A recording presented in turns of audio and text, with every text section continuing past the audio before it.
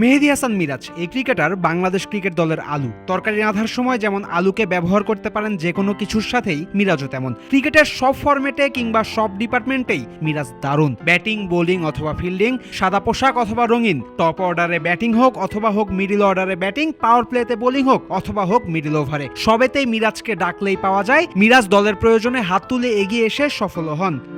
2016-তে আন্তর্জাতিক ক্রিকেটে ডেবিউ করা মেহেদী হাসান মিরাজ সময়ের সাথে সাথে নিজেকে দলের জন্য অপরিহার্য বানিয়েছেন। শুধু অফ স্পিনার হিসেবে শুরু করা এই ক্রিকেটার এখন ব্যাটিংটাও করেন চুটিয়ে। ওয়ানডে, টেস্ট দুই ফরম্যাটেই সেঞ্চুরি আছে তার। সবশেষ পাকিস্তান সফরে প্লেয়ার অব দ্য সিরিজ হওয়ার পর মিরাজকে নিয়ে আলোচনা এখন তুঙ্গে। কারো কারো মতে মিরাজই এখন বাংলাদেশের সেরা অলরাউন্ডার। স্বভাবতই মিরাজকে নিয়ে আলোচনা আর গবেষণা এখন অন্য যে কোনো সময়ের চেয়ে বেশি। মঙ্গলবার চেন্নাইতে বাংলাদেশ হেড কোচ চান্ডিকা হাথুরু সিং এর কাছে প্রশ্ন গেছিল মিরাজকে নিয়ে।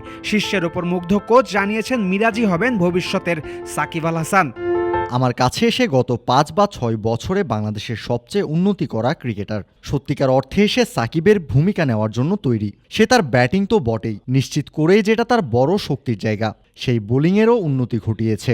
এখন সে নিজের ব্যাটিংয়ে উন্নতি ঘটিয়েছে। সে অসাধারণ একজন ফিল্ডারও। 250-টিরও বেশি ডিজাইন অপশন নিয়ে ওয়ালটন স্মার্ট ফ্রিজ, বোঝে আপনার প্রয়োজন। মিরাজই হবেন ভবিষ্যতের সাকিব, এই কথার কি আসলেই কোনো ভিত্তি আছে নাকি শুধু আবেগেই সবাই এমনটা বলে? এই প্রশ্ন আসতেই পারে কারো মনে। 45 টেস্ট ম্যাচ খেলা মিরাজের কি আসলেই তুলনা চলে সাকিবের সাথে? অভিষেকের পর 9 বছরে 45টা টেস্ট খেলেছিলেন সাকিব। 45 টেস্টে সাকিব আল হাসানের রান ছিল 3146। এ সময় সাকিব করেছিলেন 4টা সেঞ্চুরি। অন্যদিকে ক্যারিয়ারে এখনো পর্যন্ত 1625 রান করেছেন মিরাজ, করেছেন একটা টেস্ট সেঞ্চুরি। বলতে পারেন ক্যারিয়ারে প্রথম 45 টেস্টের পর ব্যাটিং সামর্থ্যে সাকিবের প্রায় অর্ধেক মিরাজ। কিন্তু প্রথম 45 ম্যাচ পর সাকিবের চেয়ে মিরাজের বোলিং রেকর্ড কিন্তু ভালো। 45 ম্যাচে 10 বার ইনিংসে 5 উইকেট সহ মিরাজ নিয়েছেন 174টা উইকেট। অপরদিকে সমান সংখ্যক টেস্ট খেলার পর সাকিবের উইকেট ছিল 161টা, তবে সাকিব ইনিংসে 5 উইকেট নিয়েছিলেন মোট 15 বার। সব মিলিয়ে বোলিংয়ে আল হাসানের কাঁধে কাঁধ মিলিয়ে চলছেন মিরাজ, তা বলা যায় নিঃসন্দেহে।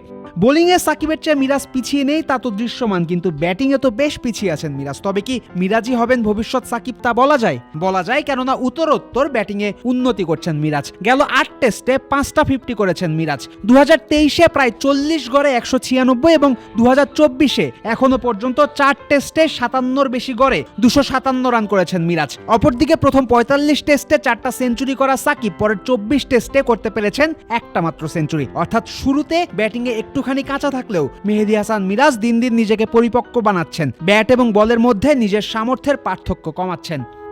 ব্যাপার আরও একটা আছে। ক্যারিয়ারের প্রথম 9 বছরে 45টা টেস্ট খেলা সাকিব পরের 8 বছরে খেলেছেন মাত্র 24টা টেস্টে।